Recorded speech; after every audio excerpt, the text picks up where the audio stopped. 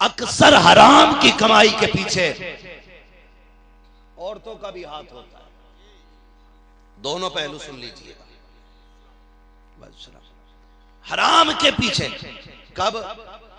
जब शोहर की कमाई मजदूरी के 500 रुपए हो और औरत प्रधान की बीवी का सूट देख के आए, कहती सुनो जी, अगली ईद पे मुझे वही सूट चाहिए जो जुम्मन की बीवी ने पहना था।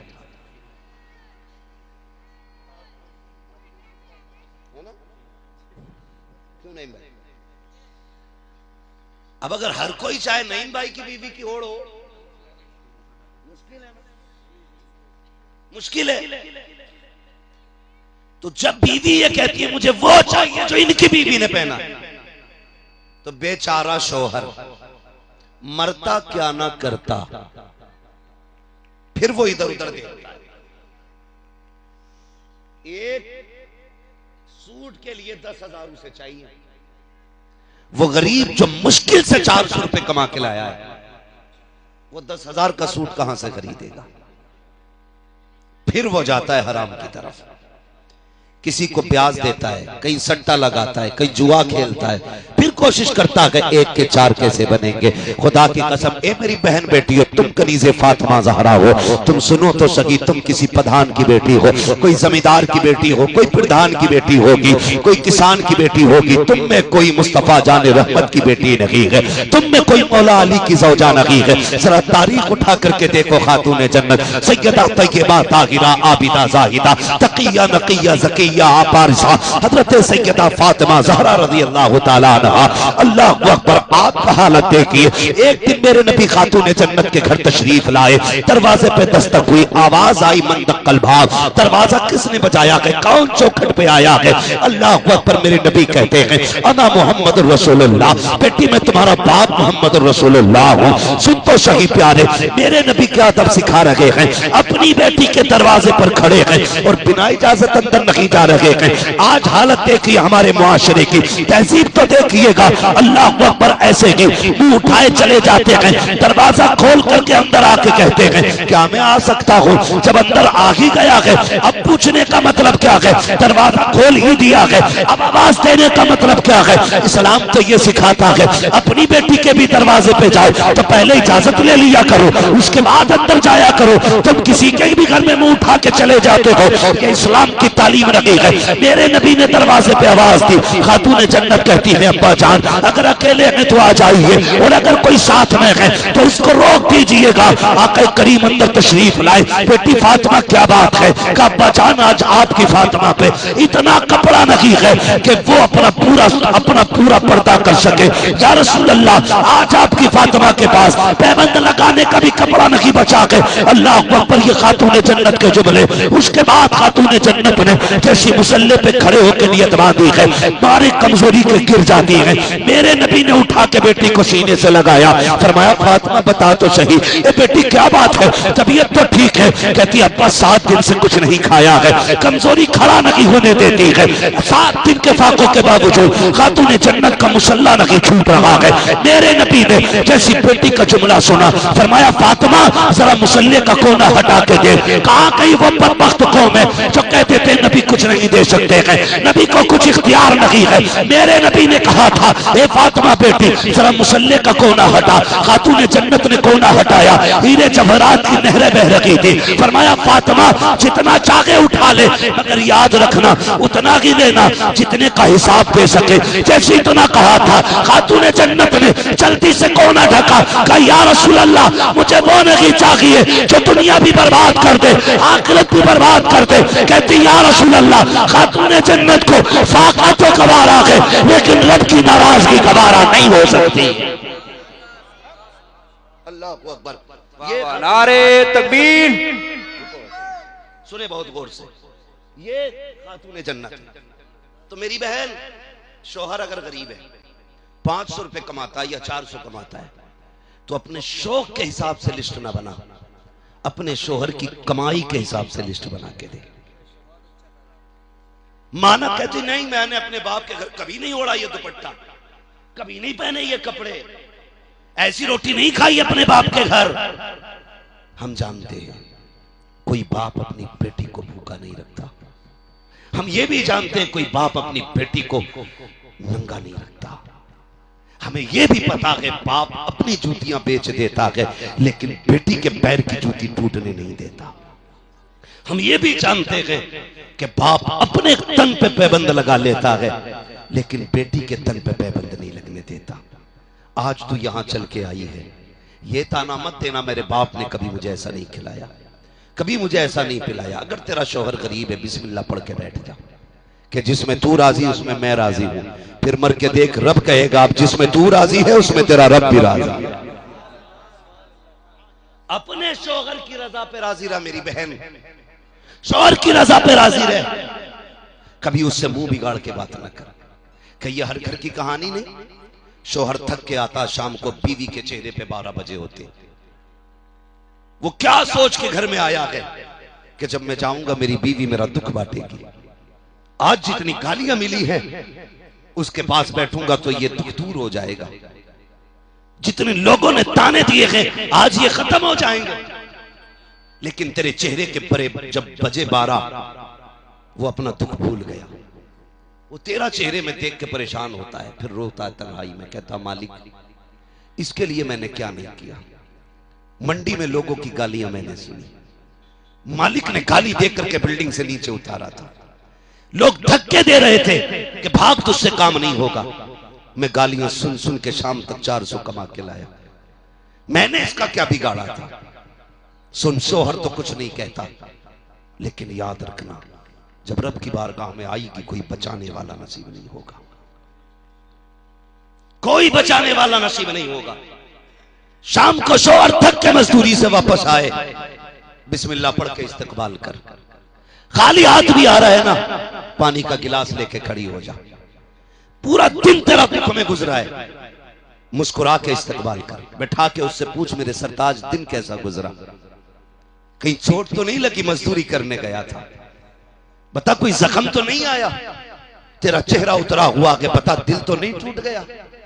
ऐसे बैठ के चंद बातें कर, खुदा की कसम तेरे जुमले उसे सेहत भी देंगे, ताकत भी देंगे और अल्लाह तेरे इन जुमलों के बदले में तुझे जन्नत अता फरमाए। लेकिन यही 2 तोले की जबान है जो तुम्हें जन्नती भी बना सकती है, जहन्नमी भी बना सकती है, जहन्नमी भी बना सकती है।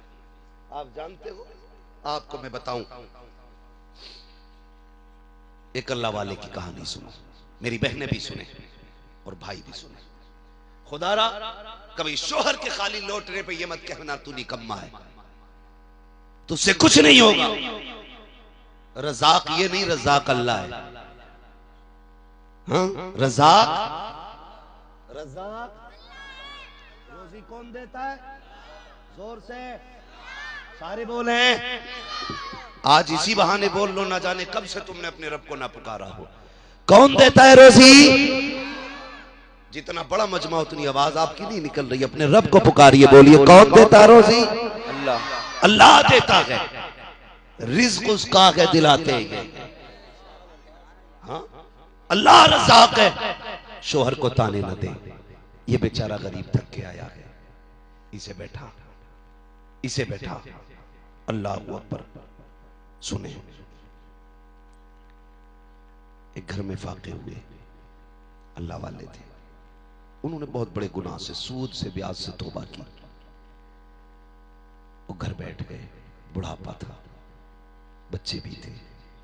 बीवी कहने लगी सरताज अच्छा किया आपने तौबा कर ली, लेकिन मेरे सरताज एक बात बताओ, अब 3 दिन का फाका घर में हो गया है, बच्चों का मुंह नहीं देखा जाता, कुछ तो लाओ, निकल करके कहीं जाओ। सुनना मेरी बात, बाप बाप होता है, बाप बाप होता है। वो जलजले से भी नहीं डरता, वो तूफान से भी नहीं डरता।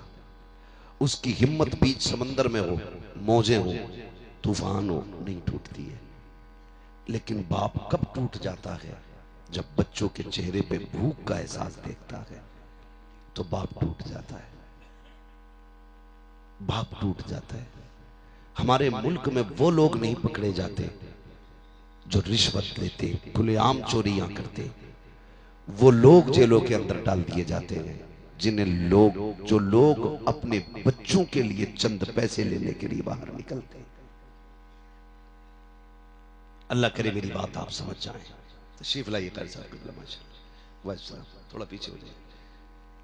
नहीं माशाल्लाह आपके लिए तो कारी साहब जगह ही जगह है। अल्लाह सलामत रखे। तो वो लोग कभी नहीं टूटते। बंदा कब टूटता है? अक्सर जब बच्चों की भूख सामने होती है तब बंदा टूट जाता है। तब बंदा टूटता है जब बच्चे भूखे होते हैं, चेहरा उदास होता है। बीवी ने कहा सरताज जब बच्चों की भूख नहीं देखी जाती, बच्चों की भूख नहीं देखी जाती। कहा फिर? कहा कुछ लेने जाइए। शोहर ने थैला लिया, मंडी की तरफ निकला। जैसी बगल में दबा के थैला गया, बीवी ने कहा थैला कहां लेके जा रहे हो? कहा मजदूरी होगी, पैसा मिलेगा, बच्चों के लिए राशन लाना है। जैसे दरवाजे से 4 कदम आगे बढ़ा, बीवी ने आवाज दी मेरे सरताज। कहा क्या? उसने कहा खबरदार, खाली हाथ लौट आना, लेकिन हराम का 1 रुपया लेके नहीं आना है। ये किसने कहा? किसने कहा? बीवी ने। मेरी मां बहने भी गौर से सुने। क्या मसला भाई, इसे ठीक करो यार। बीवी ने कहा खाली हाथ आ जाना, लेकिन हराम का लुकमा ना लाना। मंडी गया। लोग भी बड़े चालाक हैं यार, बड़े चालाक हैं। लोग उसे मजदूरी के लिए लेके आते हैं जो ताकतवर होता है, जो हट्टा कट्टा जवान होता है, और उसे लाने की वजह यह होती है कि यह काम ज्यादा करेगा।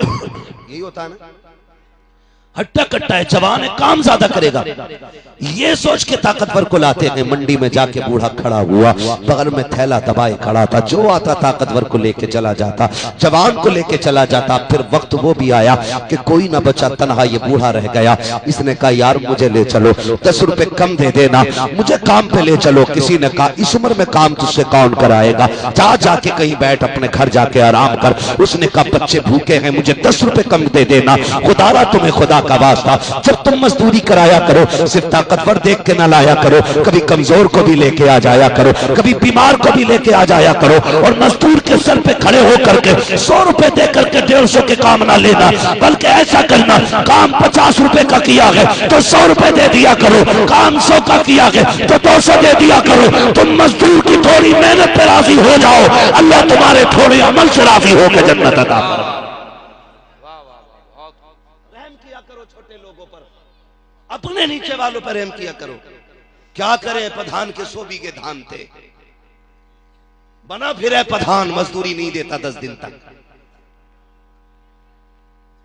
धान कटवा लेगा, साफ पैसे चल बे, 400 रुपल्ली के लिए चक्कर काट रहा है प्रधान। ये तेरे लिए रुपल्ली होंगे, लेकिन ये किसी के दस्तरखान का इंतजाम भी हो सकता है, किसी के हॉस्पिटल की फीस भी हो सकती है, किसी के घर का चिराग भी हो सकता है। 400 रुपए तू नहीं जानता। ऐसा भी कोई मजदूर होगा जो घर से कह के गया होगा शाम को आऊंगा बेटे, मजदूरी का पैसा मिलेगा। बच्चों ने कहा होगा अब्बा हमने कभी सेब नहीं देखा, हमने कभी अनार नहीं खाया। इसने शायद वादा किया हो बेटे शाम को पैसा मिलेगा, तेरी ख्वाहिश पूरी करूंगा। खुदा की कसम तुम भी औलाद वाले हो, प्रधानों, जमींदारों, ठेकेदारों, पैसे वालों, अगर तुम अपने बेटे की खुशी पूरी करते हो तब तुम्हें कितना सुरूर मिलता है। तुमसे ज्यादा सुरूर गरीब को मिलता है जब बेटे की खुशी पूरी करता है, जब बेटे का ख्वाब पूरा करता है। तुम नहीं जानते हो, तुमने तो ये कह दिया कि 400 रुपये के लिए इतने चक्कर लगा रहा है, लेकिन तुमने ये नहीं जाना ये भी तो हो सकता है उसके दस्तरखान पे प्लेटें रखी हो, ये भी तो हो सकता है बीबी चूल्हे में आग जलाए बैठी हो, आटा लाएगा तो रोटी बनेगी। खुदारा मजदूर को धक्के न दिया करो। मेरे नबी ने तालीम दी थी कि मजदूर को मजदूरी पसीना सूखने से पहले दे दिया करो, इसलिए कि तुम अमीर हो, तुम्हें नहीं पता रोटी कैसे आती है। गरीब से पूछा करो एक वक्त का खाना कैसे आता है। हाँ लॉकडाउन हुआ, कितने लोग तो गुर्बत से फाके से मर गए। दुनिया कह रही थी कोरोना ने मारा है, मैं कहता हूँ कोरोना ने नहीं बल्कि लोगों के सितम ने मार दिया है। हमने उन्हें ज्यादा राशन दिया जो जात के बेफकीर थे, बिरादरी के भिखारी थे, उनको हमने दिया था, लेकिन जरूरतमंदों को कभी नहीं सोचा। एक अच्छा भला इंसान जो सोसाइटी में इज्जत से रहता था कैसे रह पाता। मेरे पास राशन नहीं है, किससे कहता आटा नहीं है, किससे कहता कहता चावल नहीं है, वो इज्जत से घर में बैठा रहा। और यार सिर्फ चेहरे देख के ना है फैसले किया करो, किसी की मुस्कुराहट के पीछे गम भी होते हैं, किसी के लबों की मुस्कुराहट के पीछे सदमे भी होते हैं। ये ना सोच कि ये मांगेगा तब दिया जाएगा। अगर तेरा पड़ोसी है और चूल्हे से धुआं नहीं उठा, एक बार पूछ ले यार आज कुछ पका नहीं है क्या, क्यों आग नहीं जली थी, तुम्हारे घर से धुआं नहीं उठा। अगर कहते बस यूं ही काम चल गया, समझ लेना आज इसके घर खाने नहीं है। अपने आगे का उठा, जा उस भूखे के आगे ले जाके बैठ जा। खुदा की कसम काबे में जा करके लोगों पे लुटाने में इतना रब राजी नहीं होगा जितना भूखे पड़ोसी को खिलाने में अल्लाह राजी हो जाए। लेकिन हम तो खिलाते भी उन्हें हैं जहां नाम हो। बुरा ना मानिए, दे दिया करो टाइम से मजदूरी, दे दिया करो। मंडी से कभी लाओ ना, एक ताकतवर ले आओ, एक कमजोर ले आओ। किसी का चूल्हा तेरे घर से चल जाएगा तो खुदा की कसम तेरा काम भी महशर में किसी के इशारे पे चल जाएगा। तुम नहीं जानते हो ये भूखे पेटों की दुआएं कितनी बड़ी होती हैं। तुम नहीं सोच सकते ये जो भूखा मैदा होता है और जब रब की बारगाह में आवाज देता है, ये फिर टाली नहीं जाती है, फिर टाली नहीं जाती है। मुझे वो नौजवान आज तक याद है, उसने मुझसे एक दिन फोन करके कहा, कहने लगा हजरत जी मैं गाड़ी चलाता था, ताज्जुब हुआ कि रात मेरी आंख लग गई और 1-2 मिनट सोता रहा मैं, लेकिन शुक्र अल्लाह का कि मेरी गाड़ी पलटी नहीं। मेरा हाथ देखें कैसा एक जगह डटा रहा नींद में भी। मैंने कहा यार बता कौन सी नेकी करता है, कौन सी नेकी करता है। उसने कहा कि जब भी मैं गाड़ी से वापस जाता हूं ना, अपनी कमाई का 10वां हिस्सा जाके ना मैं मदरसे के तलबा को दिया करता हूं। मैंने कहा तुझसे किसने कह दिया, तेरे हाथ का ये एक्सपीरियंस था, तेरी जिंदगी का तजर्बा था, या तेरा पुराना ये मश्क की कारीगरी थी। नादान तू सो गया था, रब की रहमतों ने तेरी गाड़ी संभाल रखी थी, किसी की दुआओं ने तुझे संभाल रखा था। हाँ भूखे पेटों की दुआएं बड़ी जल्दी कबूल होती है। कोशिश ये करना तेरी वजह से किसी का चूल्हा जले, तेरी वजह से किसी के घर के अंदर दस्तरखान पे रौनक आए। बुरा ना मानना, मैं कहता हूं खुदा करे हर बंदा मदीने शरीफ जाए, लेकिन लोग कहते हैं अल्लाह का शुक्र है मैंने 12 उम्रे कर लिए, 13 उम्रे कर लिए। ओ यार कब जाता है, मैं उम्रा करने रमजान में जाता हूँ। मैं कहता हूँ जब तू 13 उम्रे कर ही आया है, 1 उम्रे का पैसा गाँव के गरीबों में तकसीम कर। कितने ऐसे गरीब रोजादार होते हैं जिनके यहाँ इफ्तारी के लिए पानी के सिवा कुछ नहीं होता। तूने गुंबद खजरा के साए में बैठ के इफ्तारी की तो क्या किया, उन्हें भी तो देख लेता जो अपने बच्चों के रोजे रखवा के सिर्फ पानी लेके दस्तरखान पर बैठे होते।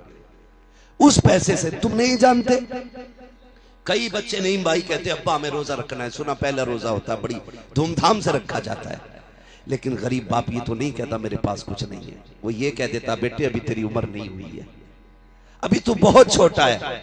वो अपनी गरीबी को बच्चे के बचपन में छुपाता है। काश क्या ही अच्छा होता, तू ना जाता 1 साल उम्रे को, 1 साल तू खजूर इकट्ठा करके गांव के हर गरीब को तलाश करता, चुपके से रात में उसके बाप के हवाले कर देता, वो बच्चों के आगे भी रुसवा नहीं होता। कम से कम तेरी वजह से किसी बच्चे के पहले रोजे पे उसे खुशी मिल जाती। खुदा की कसम मदीने वाला भी राजी हो जाता, काबे वाला भी राजी हो जाता। कोशिश ये कीजिएगा कि तुम्हारे पैसे से किसी का चूल्हा जले, करेंगे इंशाल्लाह। बात समझ में आ रही है ना। तो मैं क्या अर्ज कर रहा था, बीवी ने कहा खबरदार खाली आता जाना, हराम का लुकमा याद है ना सबक, हराम का लुकमा जोर से नहीं, हराम का लुकमा नहीं लाना है।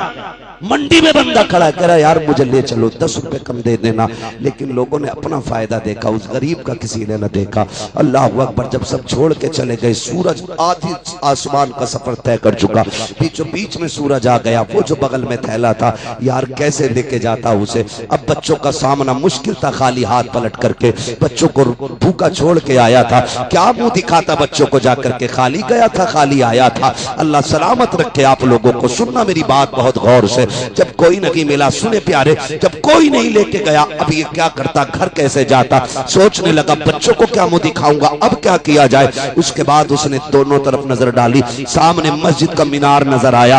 उसने अपना थैला लिया, मस्जिद में गया, वुजू किया, मुसल्ला बिछाया, रो के कहता मालिक दुनिया वाले तो काम के लायक नहीं समझते हैं, मैं तेरे घर में आ गया हूँ, अब तेरे दरबार में नौकरी करूंगा, या अल्लाह मैं सफाई करूंगा, तेरे घर में झाड़ू लगाऊंगा। मेरे मालिक मेरे बच्चे 3 दिन से भूखे हैं, उनके रिस्क का इंतजाम फरमा दे। ए मर परवरदिगार आलम, ये दुनिया वाले मुझे नौकरी के लायक नहीं समझते हैं, मैं तेरे घर में मजदूरी करने आ गया हूँ।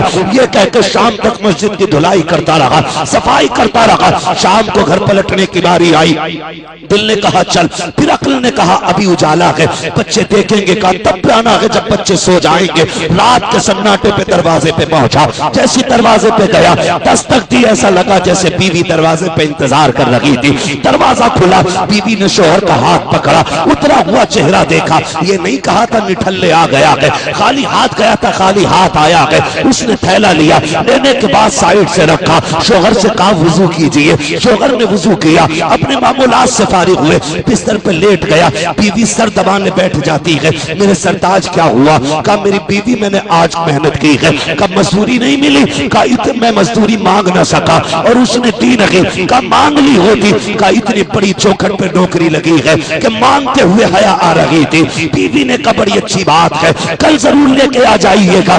ये कह के अगले दिन बीवी ने फिर भेजा, फिर कहा या कबल हराम, खबरदार हराम का लुकमा न लाना, लाना तो हलाल का लेके आना। जब दूसरे दिन शोहर पलटा, वही वक्त है, वही आलम है, आके देखा बच्चे फिर सोए हुए हैं। कहता बीवी बता तो सही मेरे बच्चों को क्या खिला के सुलाया? बीवी ने कहा रब का शुक्र है, अगर ताना नहीं था तो क्या हुआ, हमारे घर में पानी तो मौजूद था, मैंने रब की नेमत से बच्चों को सैराब करके सुला दिया है। शोहर फिर बैठ जाता है। बीवी कहती है मेरे सरताज कल जब जाना अपने मालिक से कह देना मैंने 3 दिन काम कर लिया है, 1 दिन की मजदूरी दे दे या इतना दे दे जिससे एक वक्त का खाना बन जाए, बाकी हिसाब बाद में कर लेंगे। अल्लाह अकबर। जैसी बीवी ने इतना कहा है, चेहरा देखा बीवी का, रोता हुआ चल दिया मस्जिद की तरफ। आने के बाद मस्जिद में सफाई की है, शाम का वक्त आया है, रो रो के कह रहा था ए मेरे मालिक अब बच्चों का सामना नहीं किया जाता, कितनी बार बीवी से मुकाबला करूंगा, ए मेरे परवरदिगार कम से कम इतना तो दे दे कि मेरे बच्चों का एक वक्त का खाना हो जाए। रो के कहता है मालिक मैं घर से चला था, मेरी बीवी ने इतना कहा था, अपने मालिक से कह देना इतना दे दे जो बच्चों का एक वक्त के खाने का इंतजाम हो जाए। ये कहते रोता हुआ कहता मुझ पे बेखुदी तारी थी, क्या करता, खाली हाथ से बेहतर था मैंने थैले में मिट्टी रखना शुरू कर दी, मिट्टी भरी ताकि कोई देखे तो खाली ना समझे। मैं थैला लेकर के अपनी बस्ती की तरफ चला, रात का इंतजार कर रहा था। दूर खड़े होकर के मैंने देखा देखूं बच्चे सो गए हैं कि नहीं, घर की दीवारें नीचे थी। उसने कहा मेरे घर से धुआं उठ रहा था, मैंने जब धुआं देखा आगे मसल के सोचने लगा कहीं ऐसा तो नहीं है मेरा घर ना हो, मेरे घर में धुएं का क्या काम, मेरे घर के अंदर तो कुछ पकाने के लिए भी नहीं है। ये सोच करके करीब बढ़े, जाके देखा अपना ही चूल्हा है, दीवार से झांक के देख रहे हैं अपना ही चूल्हा है, उस पे पकवान बन रहे हैं। बड़ी तेजी से दरवाजे पे आए, फिर मामूल की तरह बीवी पहले से दरवाजे पे खड़ी है, जैसे आए हैं बीवी ने वेलकम किया, इस्तकबाल किया, घर के अंदर से खाने की खुशबू आ रही है। अब जरा सुनना प्यारे, जैसी खाने की खुशबू महसूस की, कहते मेरी शरीक हयात बता तो सही ये किसने भेज दिया है? मुस्कुरा के कहती है बड़ा अच्छा है तुम्हारा मालिक। का क्या कहना चाहती हो? का ये किसी और ने नहीं जिसके यहाँ मजदूरी करते हो, ये उसी ने भेज दिया है। बीवी ने हाथ पकड़ा, कहा बस ये नहीं है, जरा अंदर तशरीफ लाइए। जैसे अंदर कमरे में लेकर के गई, नेमतों का ढेर लगा हुआ है, हर तरह का गल्ला मौजूद है, सारे फल रखे हुए हैं। कहा ये किसने भेजा है? कहा आपके मालिक ने भेजा है। रोने लग गया, कहा ये तो बता सिर्फ खाना भेजा है या कोई पैगाम भी भेजा है? कहा बीवी ने कहा सरताज वो जो लेके आया था कह के गया है कि मालिक ने ये कहा है अपने शोहर से कह देना वो काम में कमी ना करे, हम उसको देने में मजदूरी में कमी नहीं कर सकते। नारे तकबीर, नारे रिसालत, मसलके आला हज़रत, फैज़ाने आला हज़रत, फैज़ाने औलिया इकराम, सरज़मीने बसौलिया, इस्लाहे मुआशरा कॉन्फ्रेंस हजरत अल्लामा मुफ्ती हम्माद रज़ा साहिब क़िबला, नारे तकबीर, नारे रिसालत। वाह वाह, बहुत खूब। कोशिश ये कीजिएगा हराम का लुकमा ना लाना, हलाल का लाना। कहीं ना मिले फिर बैठ जाओ मस्जिद में आके। हम तो माइल व करम है, कोई साइल ही नहीं। राह दिखलाएं किसे रह रवे मंजिल ही नहीं। मांगो ना कभी हुजूर से, झोली फैला के मांगो। लोग कहते दुआ कबूल नहीं होती, मैं कहता हूं मांग के तो देख। कभी मांगने बैठे ही नहीं। तूने तो हाथ भी रस्मन उठाए, मुंह पे फेरा चल दिया। किसी दिन जिद करके बैठ जा, जब तक देगा नहीं जाना नहीं है, जब तक देगा नहीं जाना नहीं है। बैठ वहां, फिर तू भी कहता हुआ आएगा, कौन देता है देने को मुंह चाहिए, देने वाला है सच्चा, देने वाला है सच्चा हमारा हमारा नबी। किसी का खेत नहीं काटना है, किसी की मेंढ नहीं काटनी है, किसी का चारा नहीं काटना है, चुरा के किसी का बकरा नहीं बेचना।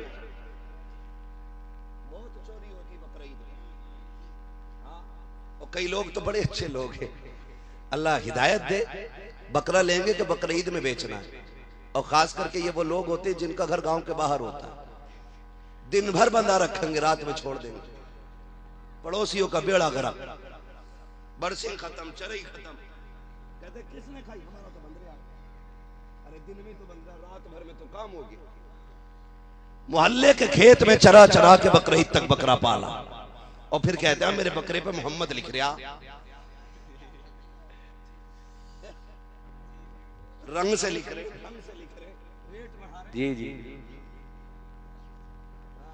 मोहम्मद लिख रहा मेरे बकरे पे। पला कहां था? यानी खूंटे पे ही रहा। और वो जो बेड़ा गर्क कर दिया पड़ोसी का, पूरी खेती तबाह कर दी। क्या फायदा ऐसे बकरों से यार, क्या फायदा? फाके रह लो, किसी को एक रत्ती का नुकसान ना दो, एक रत्ती का नुकसान ना दो। पक्का मोमिन ही वो है जो अपने मोमिन भाई को तकलीफ ना दे। और कैया को देखो, पूरे खेत में खोदे न खोदे, मेड़ खोदे। और चल के दिखा दो तुम उस पे, कभी इधर को गिरेगा, कभी इधर को गिरेगा, काटेगा मेंढी। थोड़ी बड़े चालाक लोग हैं, अब तो नीचे नीचे से कूदते, फिर पानी भर देते, वो मेंढ गिर जाती। फिर प्रधान कहते ये कैसे तोड़ दी? कैसा पानी से गिर गई। वो भाई नियत अच्छी कर, नियत अच्छी कर। अल्लाह बरकत देता है ना तो इतने से कोने में बरकत दे देता है, और जब वो लेने पे आता तो जबड़ों के अंदर से निकाल लेता है। हाँ, जमा कर कितना करेगा? एक थोड़ा निकालेगा कमर में, 15 लाख एक झटके में लगा देता है। फिर कहता हम ही बचे थे मुसीबत को। ये सितम जो किया है ना, ये उसकी हाय है। खुदारा कभी हराम के लुक्मे न लाना। बचेंगे इंशाअल्लाह, सारे बोलो इंशाअल्लाह। अपने रब से हलाल के लुक्मे तलाश कीजिएगा, अपने रब से। अल्लाह देता है, जिस नीयत से आप निकलेंगे उस नीयत से आपको मिलना है, उस नीयत से आपको मिलना है। और औरतों से गुजारिश है, तुम्हारे शौहर की कमाई बड़ी मेहनत की होती है। ऐसा ना हो कि ये गया बाजार में और तुम गई मजार में। ऐ जी ऐसा कर दो मेरे आदमी मेरी सुनने लगे, और बेचारा सुन किसकी है? तेरी सुन सुन के तो बूढ़ा हो गया, कमर टूट गई उसकी, अब भी कमी रह गई। वो जो बाबा बैठा है उससे कह रही ऐसा कर दो कि हम दोनों में मोहब्बत हो जाए। मेरी बहन जिसके पास तू गई है, पूछ इसके पड़ोसियों से, इसकी खुद अपनी बीवी से 10 साल से नहीं बनी। और जिसकी अपनी बीवी से 10 साल से ना बनी, वो तेरी बनाएगा, बिगाड़ और देगा। इसलिए इन ठगों के पास न जाना, इन लुटेरों के पास न जाना। अगर तेरा शौहर तुझसे प्यार नहीं करता तो फिर कुरान लेके बैठ, पढ़ सूरह यूसुफ, पढ़ सूरह यासीन, मुकम्मल कर ये सूरत। हाथ उठा कि मालिक तुझको आयशा का वास्ता, तुझे खदीजा का वास्ता, तुझे खातून जन्नत फातिमा ज़हरा का वास्ता, मेरे शौहर के दिल में मेरा प्यार जगा। खुदा की कसम 6 किलो का तावीज वो असर नहीं करेगा जो कुरान पढ़ के उठे हुए हाथों की दुआ असर कर डाले।